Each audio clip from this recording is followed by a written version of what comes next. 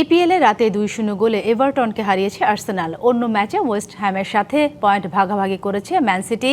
শীর্ষ থেকে ৯ পয়েন্ট পিছিয়ে পড়ে শিরোপার লড়াই থেকে অনেকটাই ছিটকে গেছে সিটিজেনরা। অন্যদিকে লা লিগা এলচেকে ৪-১ গোলে উড়িয়ে দিয়েছে রিয়াল মাদ্রিদ। শীর্ষ থেকে মাত্র ১ পয়েন্ট পিছিয়ে থেকে শিরোপা দৌড়ে এখনও নিজেদের টিকিয়ে রেখেছে ভিনিসিয়াসরা। ইপিএলে শনিবার রাত ছিল অনেকটা শিরোপা নির্ধারণী রাত, যে রাতের পুরো ফলাফলই গেছে গানার্সদের পক্ষে।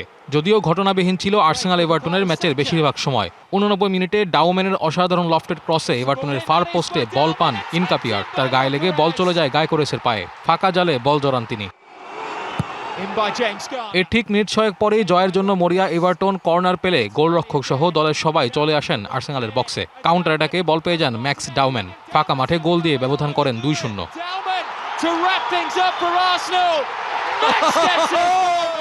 নাটকীয় কিছু না হলে এ জয়ে নিশ্চিত হয়ে গেছে আর্সেনালের শিরোপা।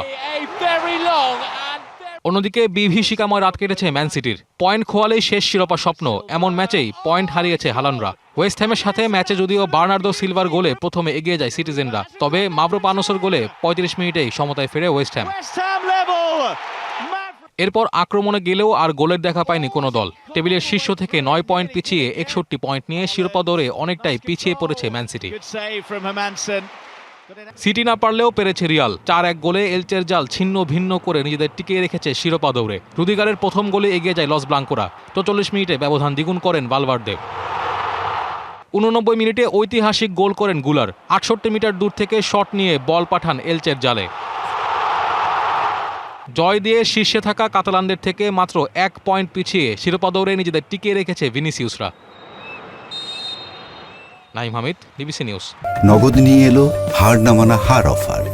সর্বনিম্ন ১০,০০০ টাকা রেমিটেন্স নগদে পাঠালে থাকছে স্বর্ণের হার জেতার সুযোগ।